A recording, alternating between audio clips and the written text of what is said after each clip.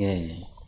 예수님이 예루살렘 성으로 들어가실 때 많은 사람이 예수님을 맞이했지요. 그때 사람들이 나뭇가지를 막 들고 흔들었는데 무슨 나뭇가지라 그랬습니까? 예, 종려나무. 그래서 붙인 이름이 종려주일입니다.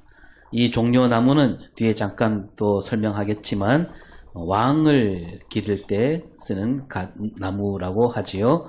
그 사람들은 예수님을 왕으로 맞이하고 있다라는 얘기입니다. 그리고 우리 권사님 기도하셨지만 이제 내일부터 고난주간 첫날이 되는데 그런 뜻에서 오늘 이 주일을 가리켜 또 고난주일이다 이렇게 부르기도 하는데요. 그래서 종려주일이면서 고난주일.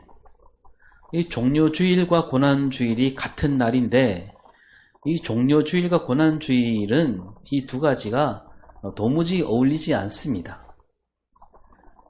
어울리지 않지만 왜 우리는 이렇게 같은 날 이렇게 주일을 보내게 되었을까?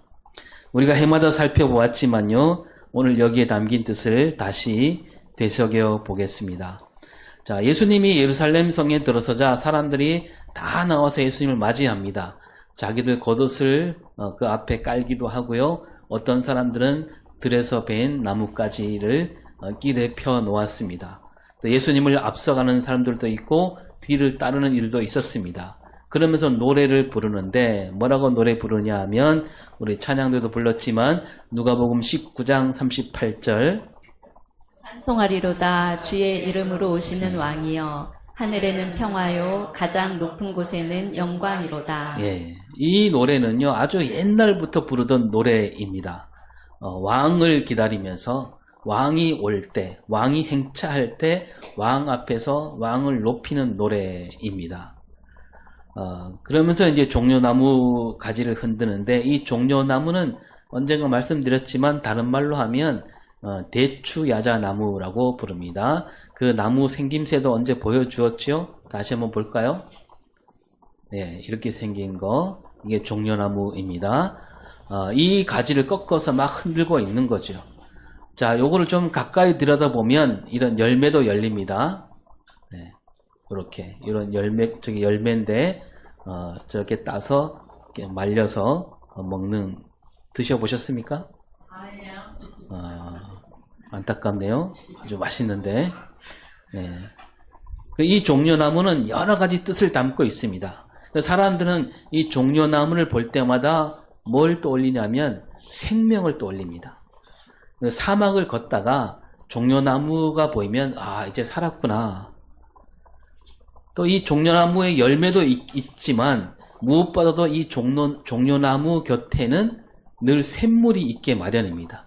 그 사막이니까 사막에서 그 열매도 보고 물도 있으니까 저 종려나무를 보면 생명이구나. 그래서 사람들은 그 종려나무를 가리켜서 생명나무다 이렇게 부르기도 합니다. 우리가 그 생명나무라는 찬양도 잘 불렀잖아요. 그 예루살렘으로 올라가는 길 여리고라는 성이 있는데 이 여리고를 가리켜 또 뭐라고 부르냐면 종려나무 성읍이다 이렇게 부릅니다. 이 여리고는 어디냐면 가나안 땅으로 가는 그 첫 길목에 있는 성이잖아요. 그 이스라엘 백성들이 요단강을 건넜을 때 가장 먼저 만나는 성읍이 바로 여리고입니다. 근데 이 여리고에 종려나무가 많았다는 거죠.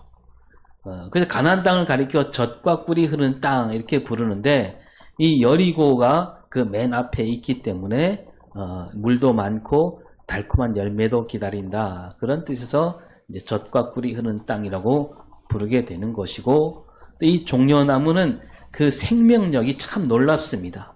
그래서 이 식물학에서는 종려나무를 가리켜 피닉스라고 부르는데요. 죽지 않는다는 뜻입니다. 이 종려나무는 아무리 센 폭풍이 불어도 이 서너 시간 정도 구부러져 있다가 다시 일어선다 그럽니다. 그리고 이 종려나무가 구부러져 있을 때는 그 뿌리가 오히려 더 튼튼해지는 그런 나무입니다. 그러니까 모진 바람을 이겨내고 더 튼튼하고 더 크게 자라나는 거죠. 그리고 이 종려나무가 불에 타도 이번에 우리가 산불 났는데 많이 났는데 그 불에 타갖고 그루터기까지 불을 태워도 그 그루터기가 다시 자라서 싹이 나고 나무를 이렇게 자라게 한다 그러죠. 그러니까 이 종려나무 가지를 흔든다 이 말은 이스라엘 백성들이 그 가지를 흔들면서 그렇게 생각하는 거죠. 지금 저 로마 제국이 우리를 아무리 짓밟아도 우리는 다시 일어설 수 있다. 우리는 종려나무 같은 민족이다. 그런 뜻인 겁니다. 그 이스라엘 백성들이 옛날부터 그렇게 생각해 왔던 거죠. 그래서 시편 92편 12절을 볼까요? 우리는 종려나무같이 번성하며 레바논의 백향목같이 성장하리로다. 예. 종려나무가 자주 나오는 거죠. 때마다. 이 백성들이 바로 그 예수님이 오신다 하니까 저 예수님이 바로 우리를 그렇게 든든히 세울 분이다 라고 하면서 이 종려나무 가지를 흔들고 있는 거죠. 우리가 이긴다. 저분만 있으면 우리가 이긴다 이거죠. 저 로마를 이기고 새로운 왕국을 일으키리라. 저 다윗과 같은 왕, 아니 그 다윗보다 훨씬 뛰어난 그런 왕이 오시고 그 왕이 오신다 하니까 이 가지를 흔들면서 오셔서 우리를 이끌어 주시옵소서. 호산나 호산나 부르는 거예요.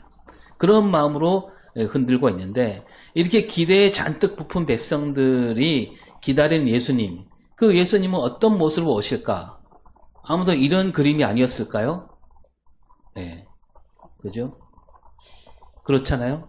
이런 그림으로 예수님이 오셔야 그들 기대와 맞아 떨어지잖아요. 이 그림은 그 그리스에 보면 그 알렉산더 대왕 동상이 있는데 그 동상입니다. 그 알렉산더 대왕이 온 세계를 다스렸잖아요. 이렇게 기다렸을 것으로 보입니다. 이렇게 기다리고 있는데 이제 이 백성들 앞에서 드디어 예수님이 나타나시죠. 어떤 모습으로 나타나시느냐? 그 다음 볼까요? 네, 바로 이렇게 나타납니다. 달라도 너무 다르죠?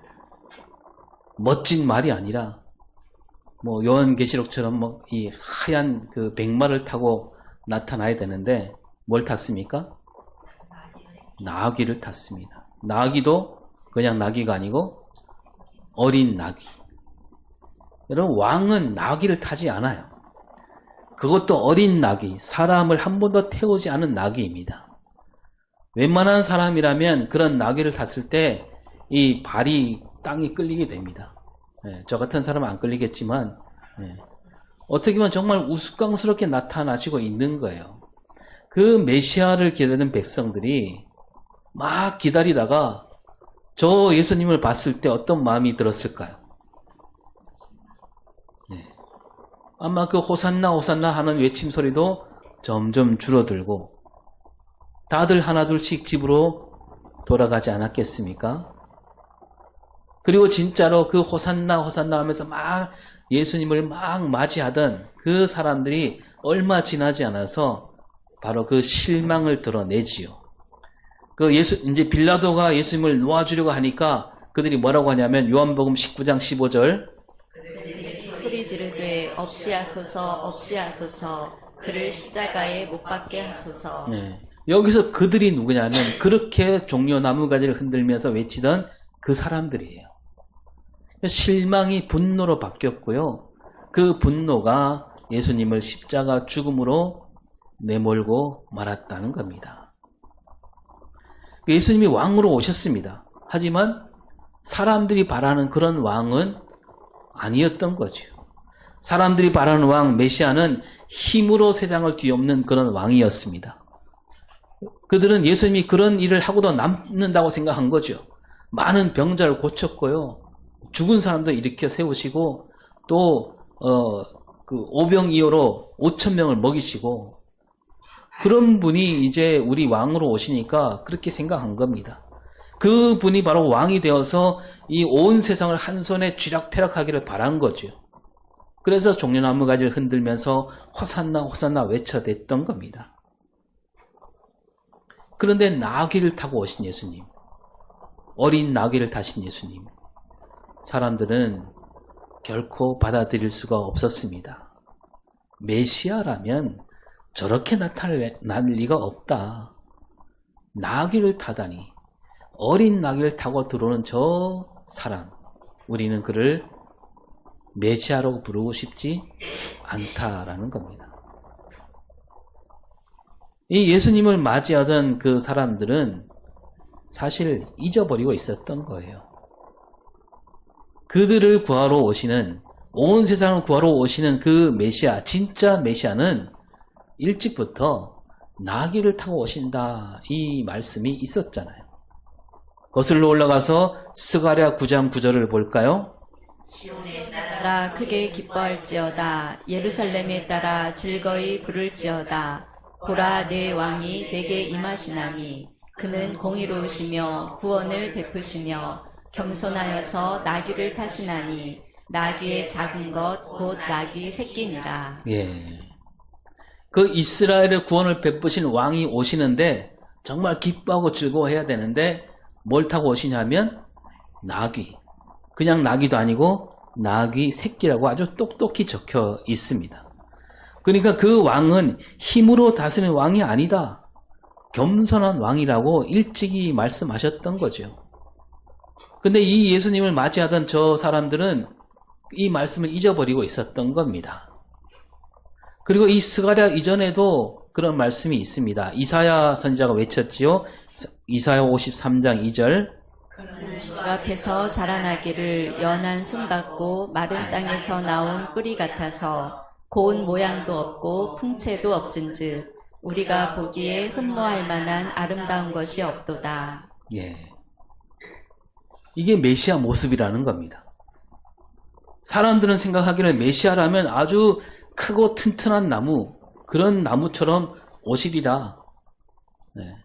그 다음에 아주 모양도 곱고, 풍채도 크고, 우리가 보기에 그냥 한눈에 봐도 정말 빠져들 만한 그런 아름다운 모습으로 오시리라 생각했던 거죠.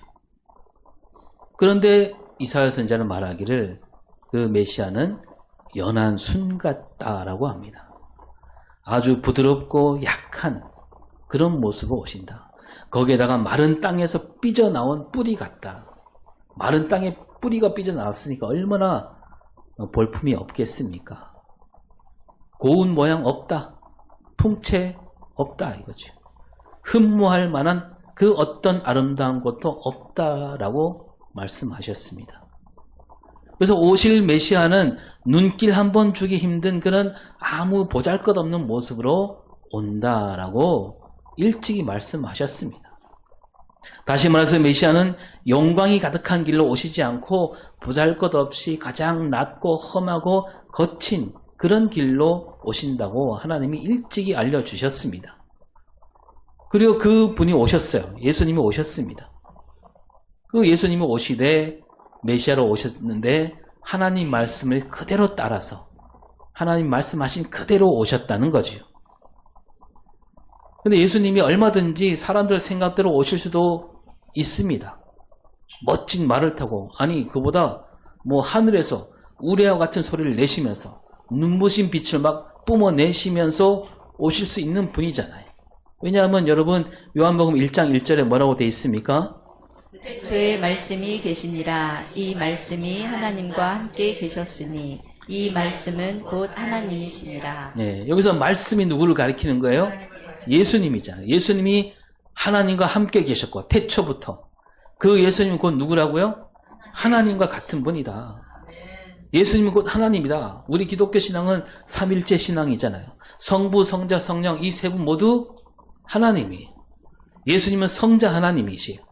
그분이 이제 곧 메시아로 오시는데 그렇게 오실 수 있잖아요. 그런 아주 의리의리한 모습으로 오실 수 있잖아요. 근데 그거는 사람들 생각이라는 거예요. 예수님 오실 때 하나님 뜻대로 하나님 말씀대로 그 뜻을 그대로 받들어서 오시는 겁니다. 사람들 생각과 달랐습니다. 영광이 아니라 낮고 천한 길로 오신다. 왜 그렇게 오시느냐? 하나님 왜 그렇게 메시아를 그렇게 보내셨을까?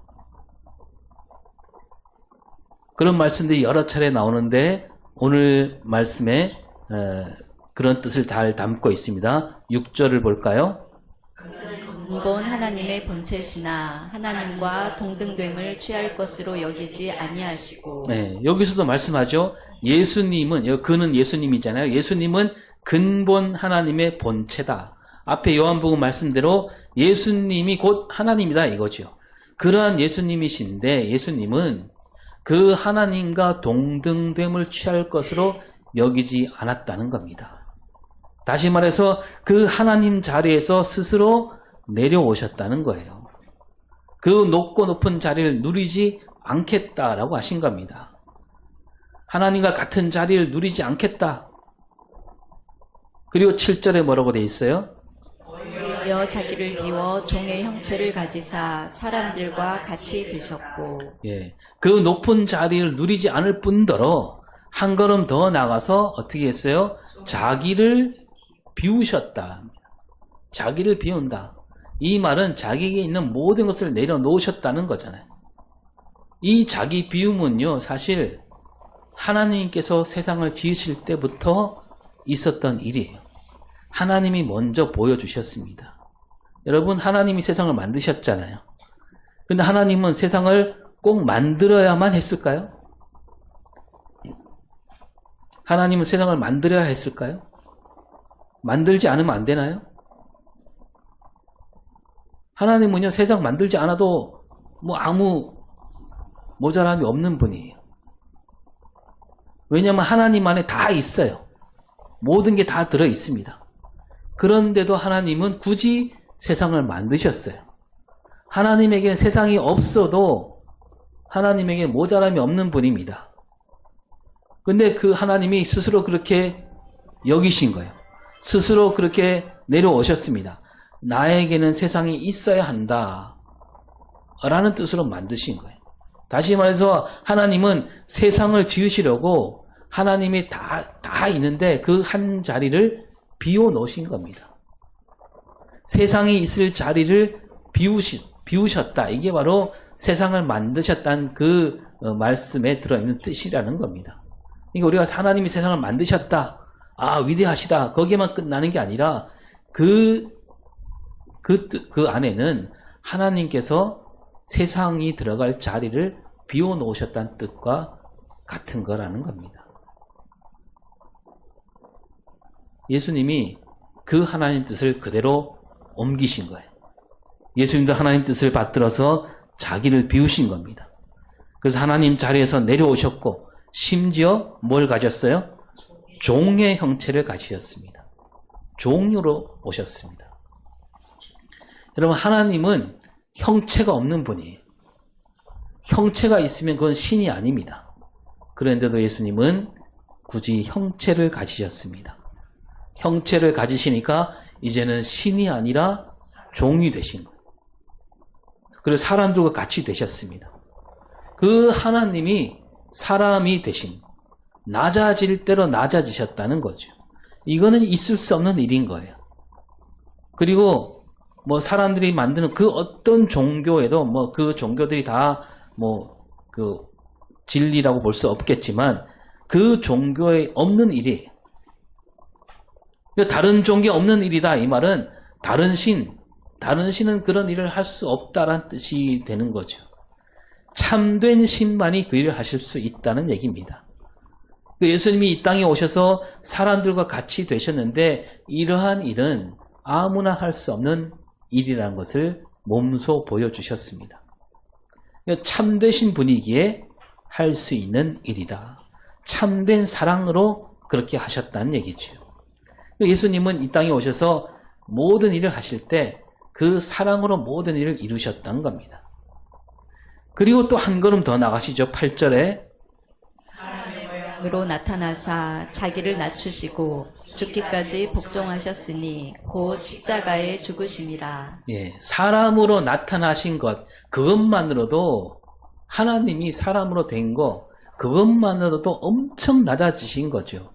더 이상 낮아질 수 없습니다. 그런데 그 사람이 되셨는데 그 사람들 가운데서도 가장 낮은 모습으로 오셨다는 거예요. 저 큰 나라, 힘이 있는 나라에 오시지 않았어요.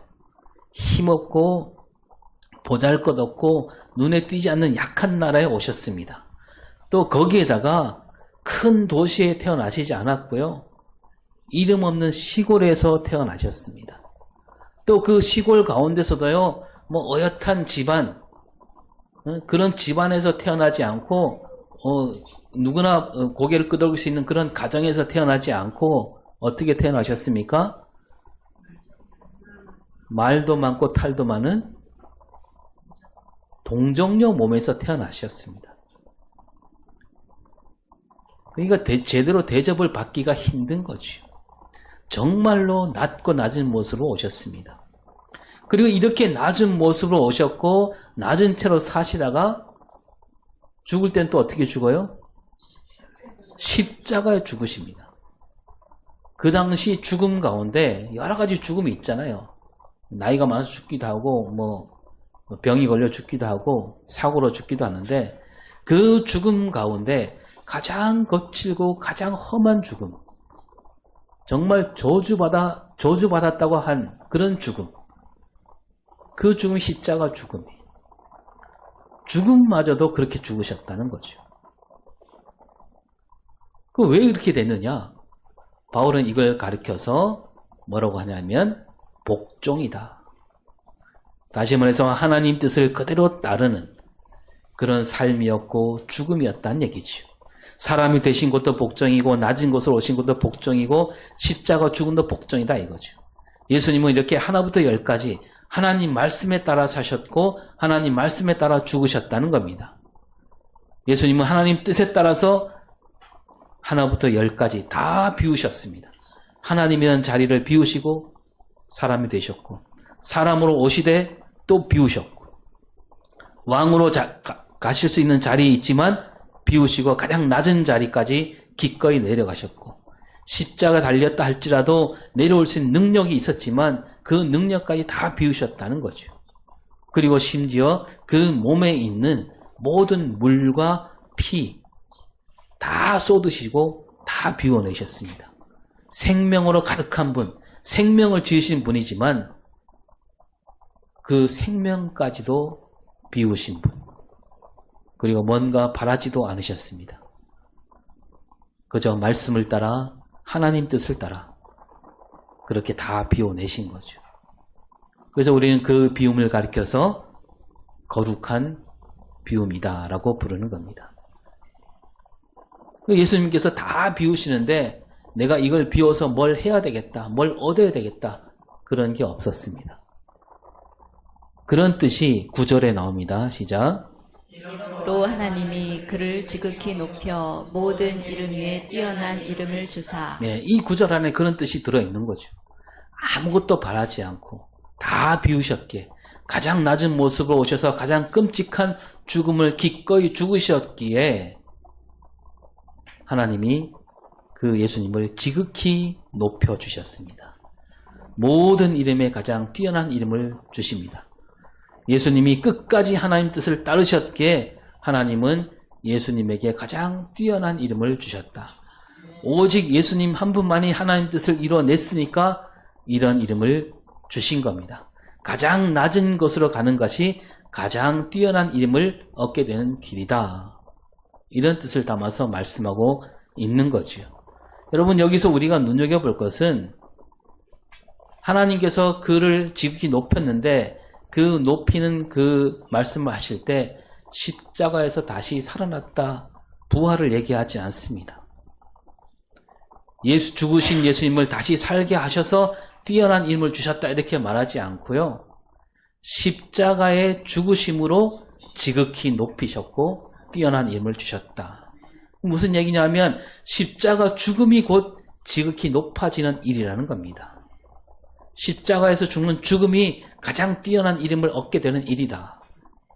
바로 십자가 죽음이 하나님 뜻이기에 그 뜻을 따라 그대로 사신 분, 그 이룬 분은 예수님밖에 없기 때문에 저 높고 높은 곳에서 가장 낮은 자리, 가장 끔찍한 죽음, 그걸 겪으신 분은 예수님 한 분밖에 없기에 그분을 가장 높은 이름으로 앉히게 하셨다는 겁니다.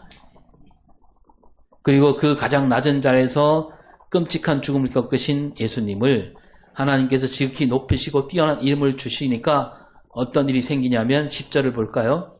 하늘에 있는 자들과 땅에 있는 자들과 땅 아래에 있는 자들로 모든 무릎을 예수의 이름에 꿇게 하시고 예, 모든 사람이 예수 이름에 무릎을 꿇게 하신다. 하늘에 있는 자들, 누구를 가리킬까요? 천사들 또는 죽어서 하늘에 올라간 사람들. 땅에 있는 사람들 뭡니까?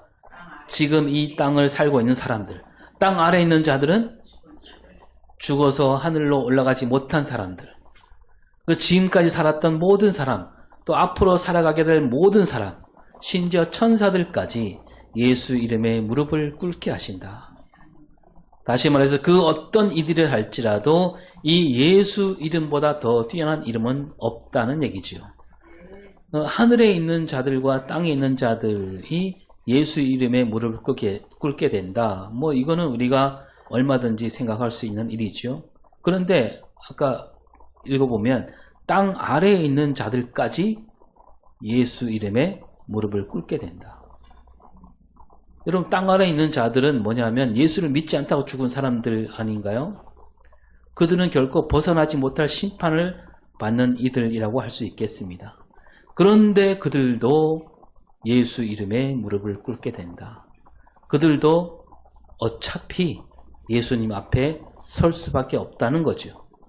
형벌로만 끝나는 것이 아니라 그 형벌을 뒤늦게 후회해도 소용없지만 어쨌든 예수님 앞에 서게 되고 예수님 앞에 와서 무릎을 꿇게 된다라는 거죠. 그리고 11절에 뭐라고 됩니까? 으로 예수 그리스도를 주라 하시나요 하나님 아버지께 영광을 돌리게 하셨느니라. 네, 이번에는 모든 무릎을 꿇을 뿐만 아니라 모든 입으로 예수 그리스도를 뭐라고 부른다고요? 내 주님이라고 부르게 된다는 겁니다. 모든 사람이. 그리고 그걸로 하나님께 영광을 돌리게 한다. 그게 하나님이 그리신 큰 그림이라는 얘기입니다. 이렇게 되기까지 예수님이 다 비우셨던 겁니다. 남김없이 비우셨기에 이렇게 이런 일이 벌어진다는 거죠. 그리고 그 비우심으로 말미암아 예수 믿는 우리는 어떻게 됐습니까? 우리는 하나님 아들, 딸이 된 겁니다. 우리가 한 일은 아무것도 없지요. 그래서 오직 은혜로 우리는 그렇게 되었습니다. 예수님이 다 하신 거죠. 그러면 우리는 어떻게 해야 됩니까? 여기서 우리는 어떻게 해야 될까요? 그 큰 은혜를 받았는데 우리가 한 일은 아무것도 없는데 우리는 뭘 해야 되겠습니까? 이 은혜를 어떻게 갚아야 될까요? 아, 나를 살리시려고 이 못난 죄인을 살리시려고 십자가에 죽기까지 다 비우셨으니 주님 정말 고맙습니다. 올 때마다 그냥 눈물 콧물 흘리면서 주님 앞에 엎드려 하겠습니까? 물론 그래야죠. 반드시 그건 있어야 됩니다. 사람이란 마땅히 그 은혜를 잊지 않고 고마운 마음 잊지 않도록 해야 되죠. 그러나 여기에서 그쳐서는 안 되는 겁니다. 그걸로 끝이 아니. 우리가 지난주에 같이 영상 봤잖아요. 그 헌법재판소 권한대행 문영배 재판관이 판결문을 읽는 영상을 봤는데 그 뒤에 이제 그 재판관 뒷이야기가 막 나왔잖아요. 그 이야기가 막 우리에게 울림을 주었는데 이제 뭐 재판관으로 며칠 남지 않았잖아요. 근데 6년 임기가 6년 전에 재판관으로 임명을 받고 그 인사청문회 할 때 그 청문회에서 자기를 다 밝혀야 되는데 전 재산이 얼마였다고요?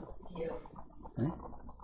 2억에 뭐 기록에 따라 다른데 4억이라 그러는데 30년 넘게 법관으로 일했는데 뭐 판사도 하고 부장판사, 법원장 이런 자리 있었는데도 재산이 4억밖에 없었다 그럽니다. 그분이 우리 검문대에 와도 재산으로 1등 못하겠죠. 그죠? 네, 우리 교회에서는 1등인지 몰라도 검문도 전체를 보면 어떻게 그럴 수 있을까 했더니 이분이 말하기를 자기 스승님이 하신 말을 늘 마음에 새기고 살았다. 그 스승이 누구라고요? 김장하 선생이란 분. 이분도 뭐 알 사람은 알만한 분인데 어른 김장하라는 영화도 만들었지요. 경상남도 진주에서 한약사로 일하고 있는데 이분은 늘 가정 형편이 어려운 사람들에게 자기가 번 돈을 아낌없이 장학금으로 주는 분. 이 문영배 재판관도 어린 시절 어렸을 때 그 김장하 선생 장학금으로 학교를 마칠 수 있었고 마침내 사법고시도 붙을 수 있었다는 거죠. 그래서 그 사법고시 붙은 다음에 선생을 찾아가서 고맙다라고 인사하니까 그때 말하기를 뭐라고 했냐 그러면 나한테 고마워하지 말라. 나는 이 사회에 있는 것을 너에게 주었을 뿐이다. 정말 갚으려거든 나에게 갚지 말고 이 사회에 갚아라. 이 말을 마음 깊이 새기면서 30년 이상 법관 생활을 했다는 겁니다. 여러분 우리 예수님께서 우리를 살리시려고 다 내려놓으셨고 다 비우셨고 십자가까지 지시고 죽으셨습니다. 우리가 그 고마움을 잊지 말아야 되겠죠. 우리에게 베푸신 사랑 십자가 고난 아무리 많은 눈물을 흘린다 할지라도 갚을 수 없습니다. 그런 우리에게 하나님이 뭐라고 말씀하실까요? 그래 내가 너에게 베푼 은혜 평생 잊지 말고 마음에 새겨라. 눈물 아끼지 마라. 그렇게만 말씀하실까요?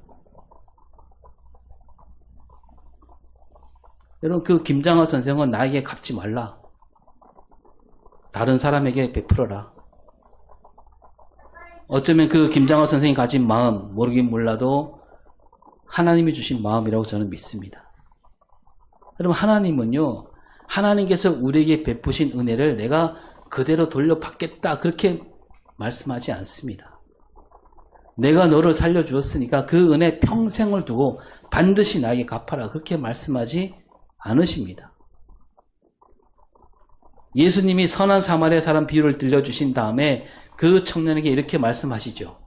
너도 가서 이와 같이 하라. 우리가 받은 은혜, 그 은혜를 갚되 누구에게? 다른 사람에게 베풀어야 된다는 겁니다. 그게 갚는 길이에요. 여러분 그런 뜻에서 바울이 5절에서 이렇게 말합니다. 이 마음을 품으라. 곧 그리스도 예수의 마음이니. 너희 안에 이 마음을 품으라. 그러니까 그러면서 그 뒤에 예수님이 어떤 마음으로 사셨는지 쭉 나오잖아요. 그러니까 바울이 말할 때 예수님이 이렇게 너희들 위해서 다 내어주셨으니까 너희는 늘 고마워해라 이렇게 말씀하지 않아요. 너희가 이 마음을 품어라. 누구의 마음? 예수의 마음을 품어라. 이 말이 뭡니까? 예수님을 본받는 삶을 살아라 그겁니다. 다시 말해서 예수님처럼 다 비우는 삶을 살아라. 예수님은 다 비우되 뭔가 바라지 않았다. 우리도 너희들도 마찬가지로 다 비우되 아무것도 바라지 말고 그저 비우는 일에 힘써라 그겁니다. 바울은 말로만 그렇게 하지 않고요. 바울은 예수님을 본받는 삶을 살았습니다. 예수의 마음으로 살았습니다. 자기에 있는 것을 다 비웠지요. 우리가 잘 알지만 뒤에 3장에 보면 8일 만에 할례를 받았고 이스라엘 족속 가운데 베냐민 집하고 히브리인 중에 히브리인이고 율법도 누구보다 잘 알고 있고 배울 만큼 배웠고 거기다가 나는 로마 시민권도 있고 그러나 예수 그리스도를 알고 보니 그런 모든 것은 다 걸림돌이다. 배설물로 여긴다. 예수를 아는 지식이 가장 귀하고 값지다 이거죠. 예수를 믿고 나니까 다른 모든 것은 다 하찮게 여겨졌다. 그리스도를 아는 지식 그것만 있으면 다른 것들은 다 갖다 버려도 전혀 아깝지 않다는 거죠. 그리스도를 아는 지식만이 참된 지식이다. 그러면서 내가 그렇게 그리스도를 본받은 것처럼 너희도 나를 본받으라는 말을 하고 있습니다. 그리고 실제로 디모데, 에바브로디도 바울을 따라다니면서 바울을 본받는 삶을 살았습니다. 다시 말해서 그들도 바울이 예수를 본받았듯이 예수의 마음으로 살았듯이 그들도 그렇게 살았던 겁니다. 바울은 빌립보 교회 교인들에게도 너희도 저 디모데와 에바브로디도처럼 예수의 마음으로 예수를 본받는 삶을 살아라. 예수님이 다 비우신 것처럼 너희도 그렇게 살아라고 말씀하고 있습니다.